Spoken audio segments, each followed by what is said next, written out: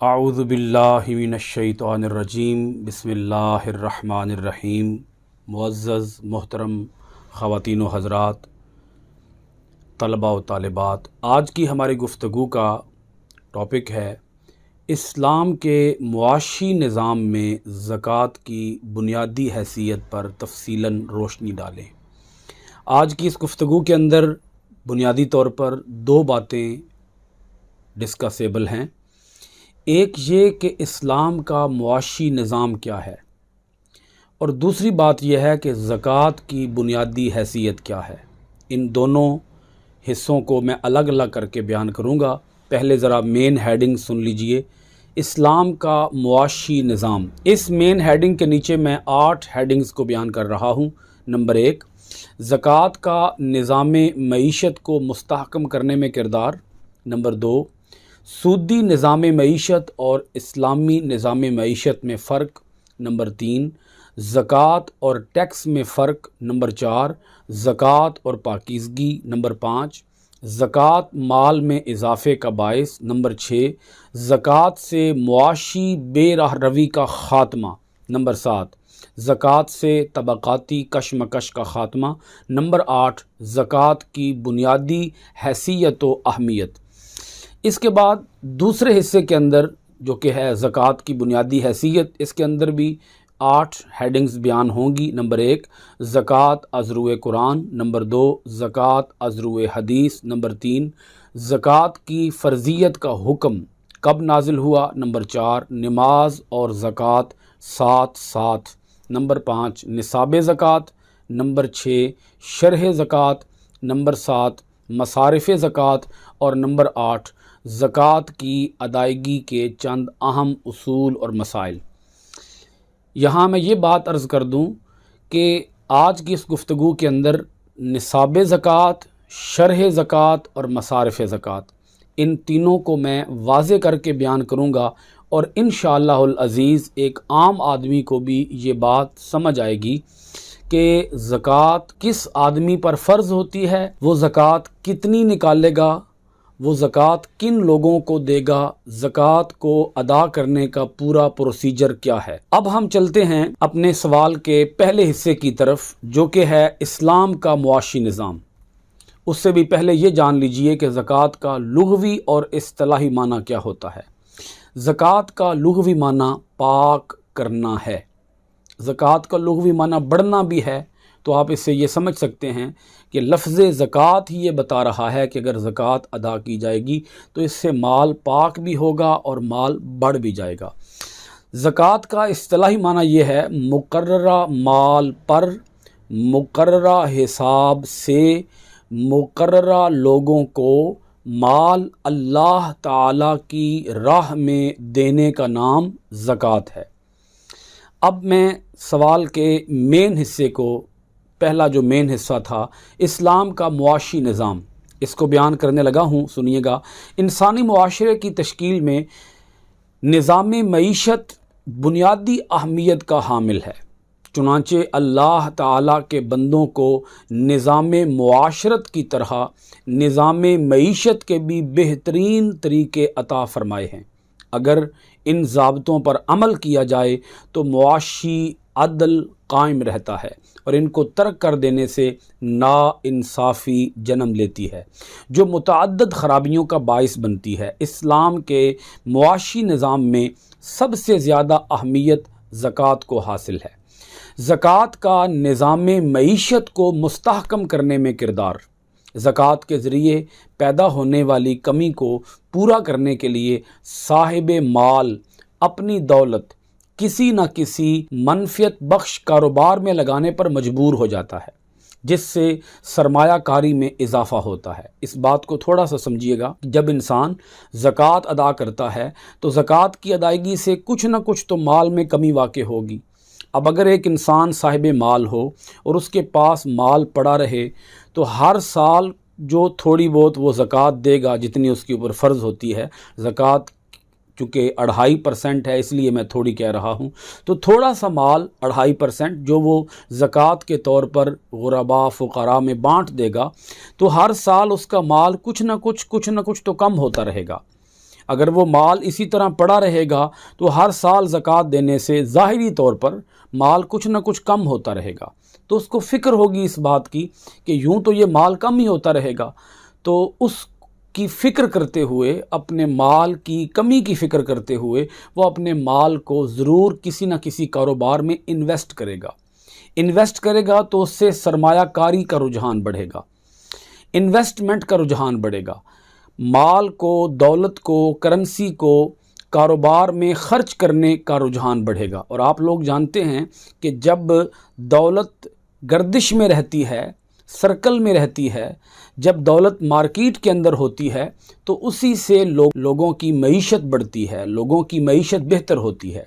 Otherwise اگر مال امراء کے پاس، صاحب مال لوگوں کے پاس، مالدار لوگوں کے پاس اگر مال جمع ہوتا رہے گا اور وہ کاروبار کے اندر خرچ نہیں ہوگا، مارکیٹ کے اندر گردش نہیں کرے گا، تو اس سے غربت پھیلے گی۔ چونکہ زکوٰۃ کی شرح صرف 2.5% ہے، لہٰذا صاحب مال یہ رقم دیگر قسم کے بھاری ٹیکسوں کے مقابلے میں خوش دلی اور دیانتداری سے ادا کرتا ہے اور اپنا سرمایہ پوری آزادی سے کاروبار میں لگاتا ہے، جبکہ بھاری ٹیکسوں کی ادائیگی کے خوف سے سرمایہ چھپانے کا رجحان بڑھتا ہے، جس سے ملک کی معیشت کمزور ہو جاتی ہے۔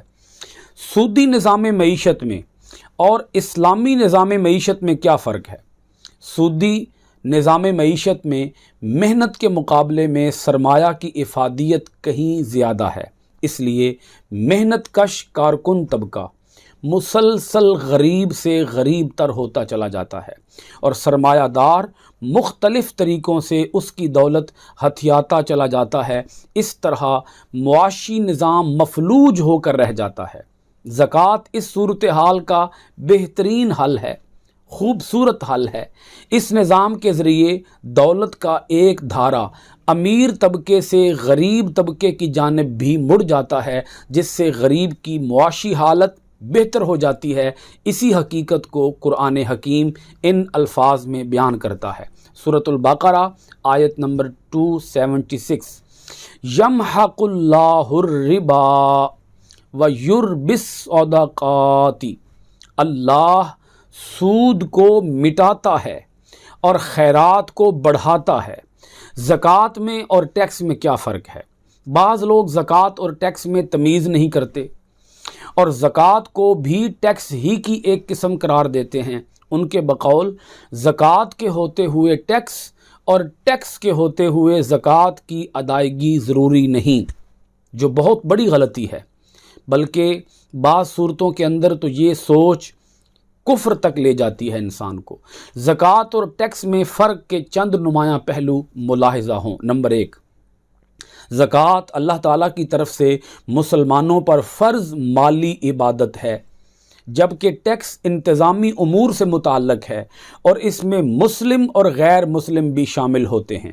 دوسرا، زکوٰۃ مسلمانوں سے وصول کرنے کے بعد مسلمانوں ہی پر خرچ کی جاتی ہے، جبکہ ٹیکس میں اس قسم کی کوئی شرط نہیں ہوتی۔ تیسرا پوائنٹ، زکوٰۃ کا نصاب اور شرح ابتدا ہی سے مقرر ہے، اللہ کی طرف سے اور رسول پاک صلی اللہ علیہ وآلہ وسلم کی طرف سے نصاب بھی متعین ہے اور شرح بھی متعین ہے۔ میں یہاں ان شارٹ بتا دوں نصاب اور شرح کیا ہے، آگے چل کر تفصیل کے ساتھ اس پر بات کروں گا۔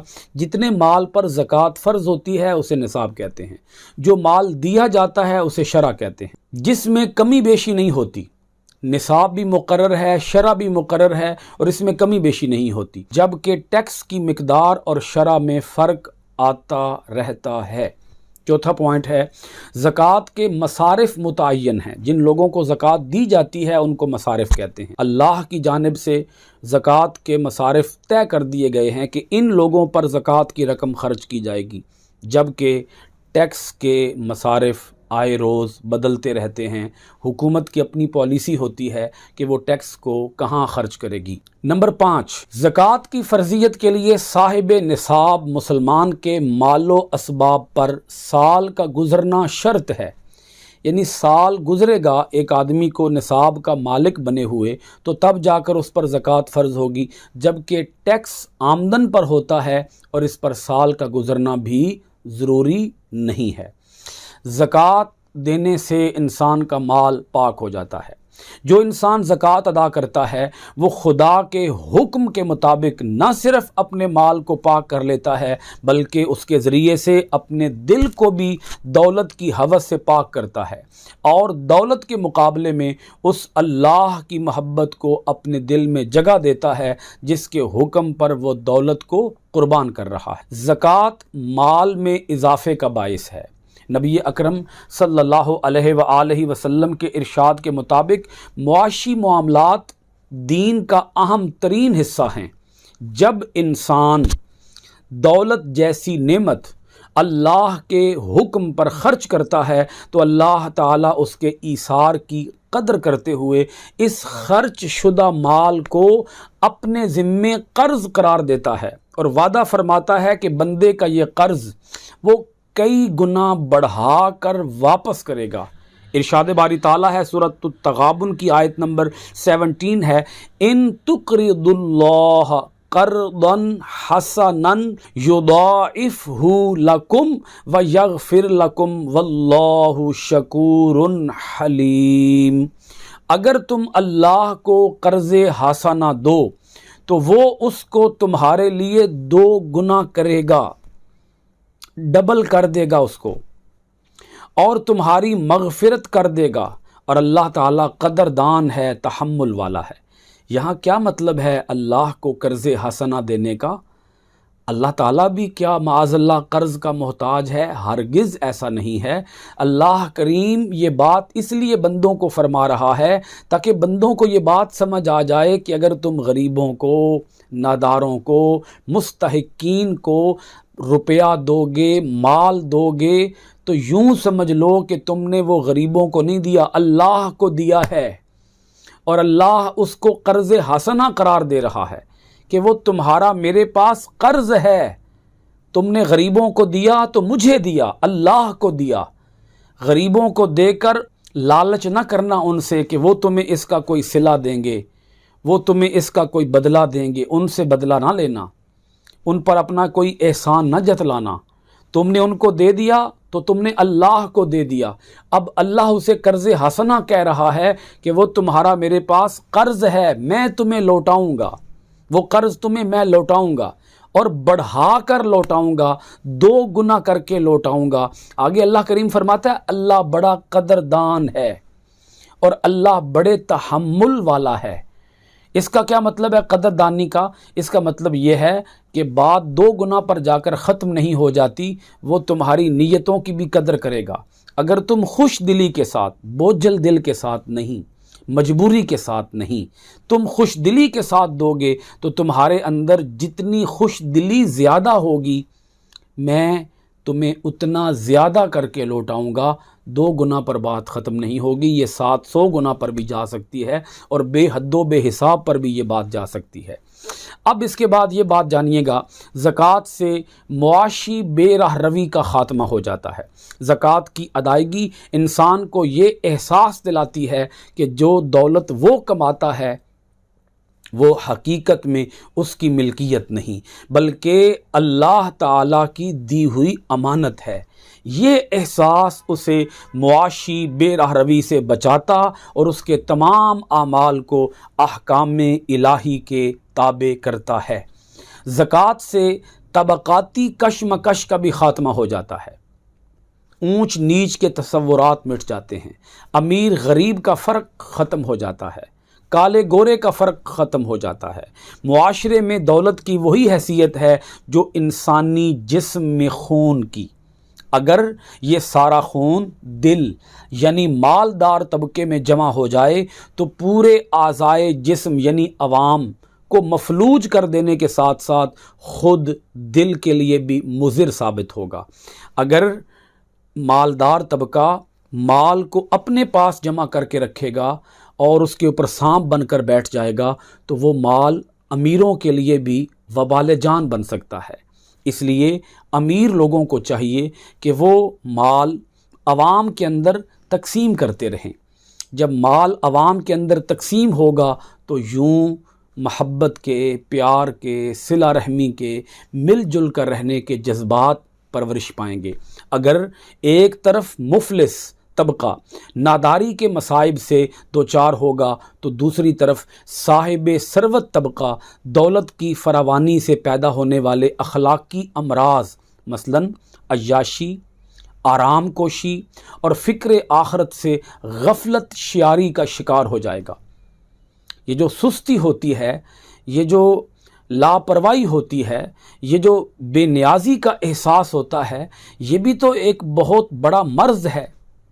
اس مرض کا بھی تو اسلام نے علاج کرنا تھا، اور اس کے علاج کی بہترین صورت اسلام نے یہ نکالی کہ تم کہیں مال کی محبت اور مال کی ہوس کے پجاری نہ بن جانا، آخرت سے بے نیاز نہ ہو جانا، بلکہ اپنے اللہ سے ڈیل کرنا، اللہ سے سودا کرنا، اور تم غریبوں میں، فقیروں میں، ناداروں میں، مستحقین میں تم مال خرچ کرتے رہنا، اس کا بدلہ، اس کا صلہ تمہیں اللہ تعالیٰ اپنی جناب سے، اپنے غیب کے خزانوں سے عطا فرمائے گا۔ ظاہر ہے ایسی صورت میں ان دونوں طبقوں میں، امیر اور غریب میں، حسد اور حقارت کے علاوہ کوئی اور رشتہ باقی نہیں رہے گا۔ اگر مالدار طبقہ زکوٰۃ ادا نہیں کرے گا تو پھر حسد رہ جائے گا پیچھے، حقارت رہ جائے گی پیچھے، یعنی کہ مالدار طبقہ بڑی حقیر نظروں سے دیکھے گا غریب لوگوں کو، بلکہ وقت کے ساتھ ساتھ یہ کشیدگی بڑھتی ہی جائے گی اور کسی نہ کسی بہانے ضرور رنگ لا کر رہے گی۔ مالدار طبقہ جب غریبوں کا احساس نہیں کرے گا تو پھر معاشرے کے اندر کیا ہوگا؟ جو کچھ ہو رہا ہے وہ آپ کے سامنے ہے۔ زکوٰۃ کی بنیادی حیثیت و اہمیت، ہم دوسرے مین پورشن کی طرف، مین سوال کا جو حصہ ہے اس کی طرف آگے ہیں۔ سب سے پہلے یہ بات جانیے گا کہ زکوٰۃ اسلام کا بنیادی رکن ہے۔ اسلام دنیا کا واحد دین ہے جس میں دولت مند مسلمانوں پر مستحقین کے لیے سال بہ سال مقررہ شدہ مقدار میں مال خرچ کرنا ضروری کیا گیا ہے۔ زکوٰۃ دین اسلام کی بنیادوں میں سے ایک اہم بنیاد اور چوتھا رکن ہے۔ پہلا توحید و رسالت کی گواہی دینا، دوسرا نماز قائم کرنا، تیسرا روزہ رکھنا اور چوتھا زکوٰۃ ادا کرنا۔ پانچواں حج ہے، وہ ہم آگے اگلی نشست کے اندر بیان کریں گے۔ اب سنیے گا زکوٰۃ کے بارے میں قرآن مجید کیا کہتا ہے۔ زکوٰۃ ازرو قرآن، زکوٰۃ کی فرضیت کے متعلق ارشاد باری تعالیٰ ہے، سورۃ التوبہ کی آیت نمبر 103 ہے، خذ من اموالہم صدقۃ تطہرہم وتزکیہم بہا۔ کتنا پیارا ارشاد گرامی ہے۔ اللہ اپنے محبوب حضور نبی اکرم صلی اللہ علیہ وآلہ وسلم کو فرماتا ہے، اے میرے پیارے پیغمبر، ان کے مال میں سے زکوٰۃ لیجئے، خود لیجئے ان کے مال میں سے زکوٰۃ۔ صدقہ کا لفظ یہاں پر آیا تو صدقہ کا معنی یہاں پر زکوٰۃ ہوگا۔ ان کے مال میں سے زکوٰۃ لیجئے، کیوں لیجئے؟ تطہرہم، تاکہ آپ انہیں زکوٰۃ کے ذریعے پاک کر دیں، ان کے مال کو پاک کر دیں، وتزکیہم بہا، اور ان کے مال کو بابرکت بنا دیں۔ مال میں سے جب زکوٰۃ نکالی جاتی ہے اس سے مال پاک بھی ہو جاتا ہے اور اس سے مال بابرکت بھی ہو جاتا ہے۔ آپ دیکھیے جو لوگ زکوٰۃ ادا نہیں کرتے، لازمی طور پر ان کے اوپر کوئی نہ کوئی اللہ رب العالمین کی طرف سے امتحان آتا ہے، کوئی عذاب آتا ہے، بیماری کی صورت میں، کسی وبا کی صورت میں، کسی آفت کی صورت میں، کسی حادثے کی صورت میں۔ جو مال انسان کے پاس موجود ہوتا ہے اور اس میں سے وہ زکوٰۃ ادا نہیں کرتا، وہ مال پھر اس کے پاس نہیں رہتا، وہ مال بڑھتا بھی نہیں ہے، وہ مال دن بدن گھٹتا چلا جاتا ہے۔ ادویات کے اوپر، میڈیسن کے اوپر پیسے خرچ ہو جائیں گے، انسان کو کوئی بیماری لگ جائے گی، انسان کسی آفت میں مبتلا ہو جائے گا، انسان کسی انتہائی نقصان کے اندر چلا جائے گا اور اس کا پیسہ دن بدن ڈاؤن ہوتا چلا جائے گا، کم ہوتا چلا جائے گا، وہ خسارے میں رہے گا، وہ لاس میں رہے گا۔ دوسری آیت سنیے گا، سورۃ التوبہ کی آیت نمبر 34 ہے، والذین یکنزون الذھب والفضة वला युनफिकूनहा फी सबीलिल्लाह फबश्शिरहुम बिअज़ाबिन अलीम। ये वईद है, इसमें अल्लाह करीम अजाब सुना रहा है। और जो लोग सोना और चांदी बतौर ख़जाना जमा करते हैं और अल्लाह की राह में उसको खर्च नहीं करते, तो उनको दर्दनाक अजाब की खुशखबरी सुना दीजिए। अब सुनिएगा ज़कात अज़रुए हदीस।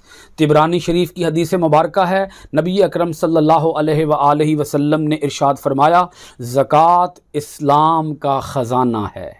दूसरी हदीस मुबारक मिशकात शरीफ की है, जिस माल में से ज़कात ना निकाली जाए और वो उसमें मिली जुली रहे तो वो माल को तबाह कर देती है। तीसरी हदीस मुबारक बुखारी व मुस्लिम की है, बेशक अल्लाह ताला ने सदका फ़र्ज़ किया है जो मालदारों से लिया जाएगा और गरीबों में तकसीम किया जाएगा। चौथी हदीस मुबारक है अबू दाऊद शरीफ की, अपने मालों को ज़कात के ज़रिए महफूज बनाओ। अब सुनिएगा ज़कात की फ़र्ज़ियत का हुक्म कब नाजिल हुआ। अल्लाह की राह में ख़र्च करने, सदका देने और खैरात देने के मुताल्लिक़ आयात मक्की दौर में नाजिल हो चुकी थी। ज़कात की इब्तिदाई फ़र्ज़ियत 2 हिजरी में हुई, मगर तफसीली अहकाम व क़वानीन के साथ ज़कात सन 9 हिजरी में नाफिज हुई और ज़कात का पूरा निज़ाम आहिस्ता आहिस्ता फ़तह मक्का के बाद कायम हुआ। ज़कात की वसूली के लिए आमिलों का तकर्रुर हुआ। आमिल उन लोगों को कहा जाता है जो ज़कात की रकम इकट्ठी करने के लिए मुकर्रर किए जाते हैं। बाकायदा एक बैतुल माल की सूरत पैदा हुई।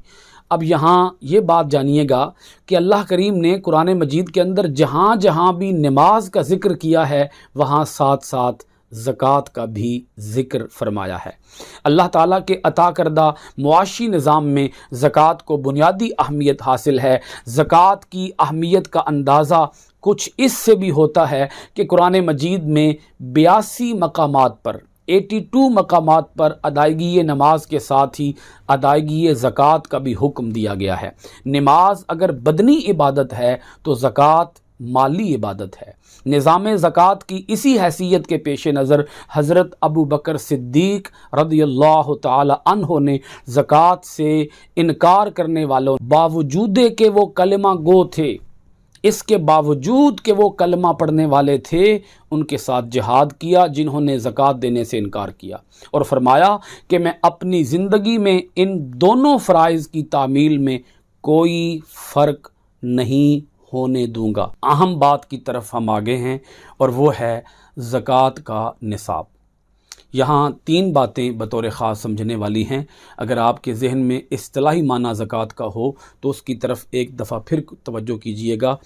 मुकर्ररा माल पर मुकर्ररा हिसाब से मुकर्ररा लोगों को माल अल्लाह ताला की राह में देने का नाम ज़कात है। यहाँ 3 लफ्ज़ इस्तेमाल हुए हैं, उन तीनों पर फिर तवज्जो कीजिएगा। मुकर्ररा माल, मुकर्ररा हिसाब और मुकर्ररा लोग। ये जो है ना मुकर्ररा माल, इसी को निसाब कहा जाता है। ये जो है ना मुकर्ररा हिसाब, इसी को शरा कहा जाता है। ये जो है ना मुकर्ररा लोग, इसी को मसारिफ कहा जाता है। जितने माल पर ज़कात फ़र्ज़ होती है उसको निसाब कहते हैं। जितना माल ज़कात के तौर पर दिया जाता है उसको शरा कहते हैं। जिन लोगों को माल ज़कात के तौर पर दिया जाता है उन लोगों को मसारिफ कहते हैं। निसाब ज़कात की तारीफ़ सुनिएगा। ज़कात उन लोगों पर फ़र्ज़ है जिनके पास एक ख़ास मिक़दार में सोना, चांदी, रुपया या सामान तिजारत हो। इस ख़ास मिक़दार को निसाब कहते हैं। अब ये निसाब कितना होता है जानिएगा। नंबर 1 सोना 7.5 तोले, नंबर 2 चांदी 52.5 तोले, नंबर 3 रुपया और सामान तिजारत सोने चांदी दोनों में से किसी एक की कीमत के बराबर। यानी किसी आदमी के पास इतना रुपया पड़ा हो, इतनी करेंसी पड़ी हो जिससे 7.5 तोला सोना ख़रीदा जा सकता हो या 52.5 तोले चांदी ख़रीदी जा सकती हो। ज़कात किसी माल पर उस वक्त फ़र्ज़ होती है जब उसे जमा किए हुए 1 साल गुज़र चुका हो। यहाँ एक बहुत बड़ी गलत फहमी, मिसअंडरस्टैंडिंग लोगों के जहनों के अंदर है, उसको ज़रा समझिएगा कि ज़कात अदा करनी चाहिए रमज़ान के महीने में। बिला शक व शुबा रमज़ान के महीने में नेकियों का अजर बढ़ जाता है, लेकिन ये बात भी समझिएगा कि ज़कात उस वक्त फ़र्ज़ होती है जब किसी आदमी को निसाब का मालिक बने हुए 1 साल मुकम्मल हो जाए। अब जो ही उसके ऊपर 1 साल मुकम्मल होगा उसी वक्त उसके ऊपर ज़कात देना फ़र्ज़ हो जाएगा। हाँ, अगर कोई शख्स वो साल पूरा होने से पहले पहले ही माह रमज़ान के अंदर ही ज़कात अदा कर दे तो वो एक अच्छा अमल है। जो ही 1 साल मुकम्मल हो जाए उसे ज़कात फ़िल फ़ौर अदा कर देनी चाहिए। अगर इस दौरान उसने ज़कात अदा नहीं की और वो रमज़ान का इंतज़ार करता रहा और इस दौरान उसकी मौत वाक़ई हो गई तो फिर वो अल्लाह ताला के हुज़ूर गुनहगार होगा। शरह ज़कात किसे कहते हैं? जिस हिसाब से ज़कात दी जाती है, जो माल दिया जाएगा और जिस हिसाब से दिया जाएगा उसको शरह कहते हैं। जितनी मिक़दार में माल ज़कात की अदायगी के लिए दिया जाता है उस मिक़दार को शरह ज़कात कहते हैं। ज़कात की शरह 2.5% है। अब यहाँ मैं आप हज़रात की खिदमत में एक टेबल की सूरत में वाज़े करने लगा हूँ कि निसाब कितना है और शरह कितनी है, कौन कौन सा माल कितना होगा तो ज़कात फ़र्ज़ होगी और उसमें से ज़कात कितनी अदा की जाएगी, यानी कि शरह क्या होगी, निसाब क्या है और शरह क्या है। सुनिएगा, सोना 7.5 तोले, इसकी शरह है 2.5%, यानी 100 रुपये के अंदर 2.5 रुपये, 1000 के अंदर ये 25 रुपये बन जाएंगे और 1 लाख के अंदर ये 2500 रुपये बन जाएंगे। और इसको हम 40वां हिस्सा भी कहते हैं। उसके बाद है चांदी। चांदी का निसाब क्या है? सोने का 7.5 तोले है तो चांदी का निसाब है 52.5 तोले। शरह ज़कात 2.5% है, 40वां हिस्सा है। इसके बाद जानिएगा करेंसी, रुपया। 7.5 तोले सोना या 52.5 तोले चांदी की कीमत के बराबर अगर करेंसी होगी तो उसको हम निसाब कहेंगे। इसमें से ज़कात कितनी अदा की जाएगी? 2.5%, 40वां हिस्सा। अब सुनिएगा माल तिजारत। 7.5 तोले सोना या 52.5 तोले चांदी की कीमत के बराबर, इसमें से शरह कितनी होगी? 2.5%। जानवरों पर भी ज़कात होती है और उसी तरह जिस तरह सोना चांदी का मालिक बने हुए, निसाब का मालिक बने हुए 1 साल हो जाए तो ज़कात फ़र्ज़ होगी, ऐसे ही जानवरों में से भी ज़कात अदा की जाएगी जबकि उनका मालिक बने हुए पूरा 1 साल गुजर जाए। जानवरों का निसाब क्या है, यानी कितने जानवर होंगे तो उस पर ज़कात होगी? ऊँट 5 अदद। अब इसमें शरह क्या है? 1 साल की बकरी। गाय, बैल और भैंस, ये तीनों जानवर एक ही कैटेगरी में शामिल होते हैं। अब कुछ बैल हों, कुछ गाय हों, कुछ भैंसें हों या एक ही किस्म के जानवर हों, यानी सारे बैल हों या सारी भैंसें हों, 30 जानवर होंगे तो इसको हम निसाब कहेंगे। 30 जानवर होंगे तो इसको हम निसाब कहेंगे। और इसमें से शरह कितनी होगी? 1 साल का बछड़ा, यानी कि गाय का बच्चा। अब इसके बाद सुनिएगा कि जो ज़री ज़मीन होती है उसके ऊपर भी ज़कात होगी और ज़री ज़मीन की पैदावार पर ज़कात होगी। जो ज़मीन ज़री होती है उस ज़मीन के ऊपर ज़कात नहीं होती बल्कि उसकी पैदावार के ऊपर ज़कात होती है। और इसमें 2 किस्म की ज़मीनें हैं। एक वो ज़मीन है कि जिसको बारिश वाले पानी से सैराब किया जाए और दूसरी ज़मीन वो है जिसको ट्यूबवेल के पानी के साथ, यानी कीमतन पानी के साथ सैराब किया जाए। अब ये इसका निसाब क्या है? सुनिएगा, इसमें मिक़दार का कोई तायुन नहीं है, यानी अगर कोई शख्स ज़मीन से अगर 10 किलो या 40 किलो या 1 मन या आधा मन अगर पैदावार हासिल करता है तो उसके ऊपर उसे उशर देना होगा। इसको उशर कहा जाता है। اس میں نصاب کا کوئی تعین نہیں ہے، تھوڑی پیداوار کے اوپر بھی عشر ہوگا، زیادہ سے زیادہ پیداوار کے اوپر بھی عشر ہوگا، اور عشر جب ادا کیا جائے گا تو وہ کل پیداوار میں سے ادا کیا جائے گا۔ یہاں بعض کسان حضرات غلطی کر جاتے ہیں، اور وہ پہلے تمام تر اس کے جو لاگت آئی ہوتی ہے، جو اخراجات آئے ہوتے ہیں، جو ایکسپینڈیچرز ہوتے ہیں، پہلے ان کو نکال دیتے ہیں، اور جتنی پیداوار بچتی ہے اس میں سے وہ عشر ادا کرتے ہیں۔ تو ایسا کرنا غلط ہے۔ کل پیداوار میں سے جتنی زمین سے پیداوار حاصل ہوئی، تمام تر اخراجات علیحدہ کرنے سے پہلے تمام پیداوار میں سے عشر ادا کیا جائے گا۔ اب اس میں سنیے گا، اگر مفت پانی دے کر زمین سیراب کی ہو تو اس کے اوپر عشر ہوگا 10%، 10واں حصہ، اور اگر قیمتاً پانی کے ساتھ زمین سیراب کی ہو تو اس کے اوپر عشر ہوگا 5%، اور یہ بنے گا 20واں حصہ۔ اب سنیے گا، اس کے بعد تیسری مین بات، میں نے آپ کے سامنے دو باتیں واضح کر دی ہیں، ایک نصاب زکوٰۃ اور ایک شرح زکوٰۃ۔ نصاب زکوٰۃ اور شرح زکوٰۃ کے بعد زکوٰۃ کے مصارف جانیے گا، کن لوگوں کو زکوٰۃ دی جاتی ہے۔ جن لوگوں کو زکوٰۃ دی جاتی ہے، جن جگہوں پر زکوٰۃ کی رقم خرچ کی جاتی ہے، ان جگہوں کو مصارف زکوٰۃ کہتے ہیں۔ اس بارے میں اللہ کریم کا یہ ارشاد پہلے سن لیجئے، سورہ التوبہ کی آیت نمبر 60 ہے۔ اللہ پاک نے خود 8 مصارف بیان فرمائے ہیں۔ انما الصدقات للفقراء والمساکین والعاملین علیہا والمؤلفۃ قلوبہم وفی الرقاب والغارمین وفی سبیل اللہ وابن السبیل فریضۃ من اللہ واللہ علیم حکیم۔ زکوٰۃ تو صرف غریبوں اور محتاجوں اور کارکنوں کا حق ہے جو اس پر مقرر ہیں، نیز ان کا جن کی دل جوئی منظور ہو، اور زکوٰۃ کو گردنوں کو چھڑانے اور قرض داروں کا قرضہ ادا کرنے میں صرف کیا جائے گا، اور اللہ کی راہ میں مسافروں کی امداد میں صرف کیا جائے گا۔ یہ سب اللہ کی طرف سے فرض ہے، اور اللہ بڑا علیم ہے اور بڑا حکمت والا ہے۔ اس آیت کی روح سے قرآن نے زکوٰۃ کے 8 مصارف یعنی حقدار بیان کیے ہیں، باری باری بالکل مختصر ایک ایک لائن کے اندر ان کی تشریح سنتے جائیے گا، ان کی تعریف سنتے جائیے گا۔ نمبر 1، فقراء۔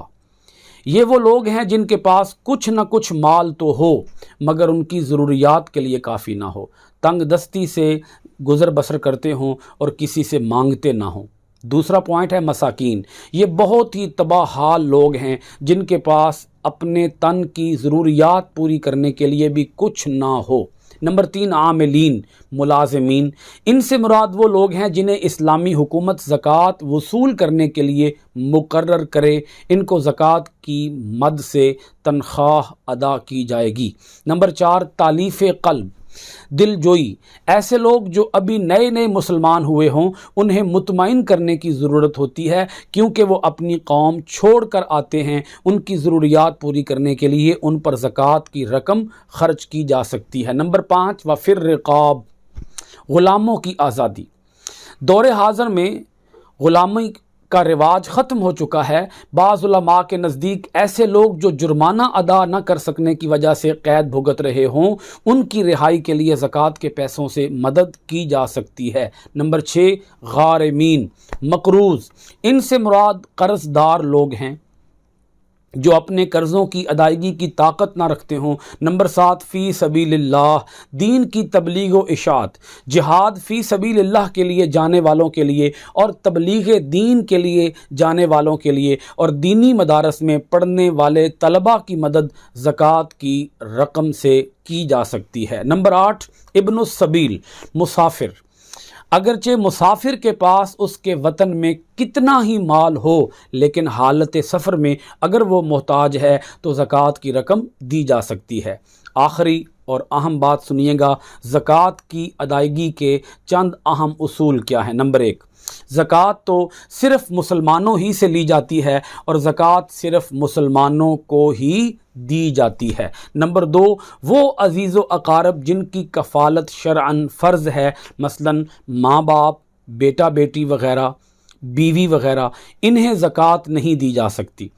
البتہ دور کے عزیز غیروں کے مقابلے میں قابل ترجیح ہیں۔ نمبر 3، عام حالات میں ایک بستی کی زکوٰۃ اسی بستی میں تقسیم ہونی چاہیے، البتہ اس بستی میں مستحق زکوٰۃ کے نہ ہونے یا کسی دوسری بستی میں ہنگامی صورتحال مثلا سیلاب، زلزلہ، قحط وغیرہ کے مواقع پر زکوٰۃ دی جا سکتی ہے۔ نمبر 4، زکوٰۃ دینے والوں کو چاہیے کہ زکوٰۃ لینے والے کے مستحق زکوٰۃ ہونے کا ممکن حد تک اطمینان کر لیں۔ نمبر 5، زکوٰۃ کی رقم سے ضرورت کی اشیاء بھی خرید کر دی جا سکتی ہیں۔ نمبر 6، مستحق زکوٰۃ کو بتانا بھی ضروری نہیں کہ یہ پیسہ یا مال زکوٰۃ کا ہے۔ بہت شکریہ۔ السلام علیکم ورحمۃ اللہ وبرکاتہ۔